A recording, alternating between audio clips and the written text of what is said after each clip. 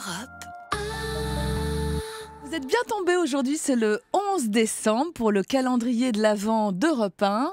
On va se mettre à table. Ah ben, on va se mettre à table. Alors moi, mon conseil pour un bon repas à la maison le jour de Noël, c'est d'inviter Olivier Pouls. Donc. Et alors, qu'est-ce qu'on va faire?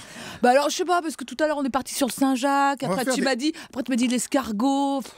Eh bien, on va faire une espèce de mélange des deux. On va faire des coquilles Saint-Jacques au beurre d'escargot.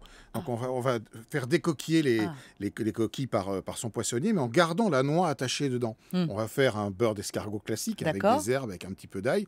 On va mettre ce beurre dans la Saint-Jacques, un petit peu de mie de pain par-dessus, et hop, on va faire gratiner, on met ça au four. Ça, on aura la Saint-Jacques qui va s'imprégner du bon goût du beurre, le petit croustillant derrière avec le pain grillé. Ce sera magnifique. Première astuce du 11 décembre. Deuxième astuce, le plat principal, bon, il y a les chapons, il y a la dinde, mais c'est toujours la même chose, Olivier, j'en ai marre. Un filet de bœuf Wellington, c'est-à-dire un bœuf en croûte. On va d'abord le faire dorer dans la matière grasse de manière à bien le croûter. On va le couper en deux. On va disposer quelques petits morceaux de foie gras à l'intérieur. C'est optionnel, hein, mais c'est encore meilleur. On le referme et on le roule dans une pâte feuilletée qu'on a été chercher évidemment chez son boulanger préféré.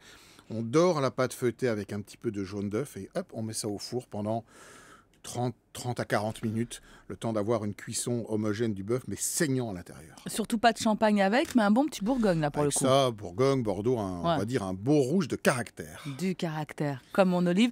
Bon, là on a bien mangé.